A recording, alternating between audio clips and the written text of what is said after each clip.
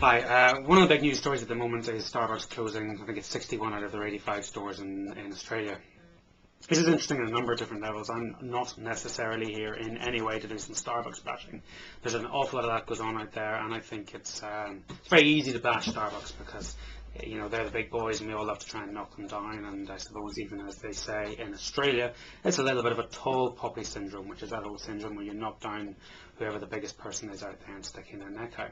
But I think from an independent coffee shop perspective, there's an awful lot to be learned from it, because there's a very strong and established coffee shop culture in Australia and and New Zealand too. And there's a lot to be learned from that. I think, interestingly, in London at the moment, probably the most interesting coffee shop to visit would be Flat White in Soho, which is a New Zealand-based coffee shop, and there's no doubt about it, our Antipodean friends know how to do this. So it's worth having a little bit of a look at those guys who are managing to compete so well, and you don't even have to go to Australia to try and visit this. You can see a lot of this in London too. And seeing what it is that they do well and trying to model some of that culture that they are able to create, which can manage to be as powerful as blasting away 61 out of 85 Starbucks in Australia. We have a different culture over here, certainly in the UK, and it isn't going to work quite as easily.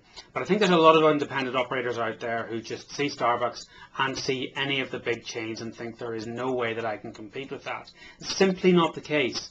You need to be able to try and just do that a little bit better in everything that you do. But try and get that independent feel, and I think that's what a lot of those Australian and New Zealand coffee shops manage to do. There's a very, very unique and independent flavour and feel that they have out there.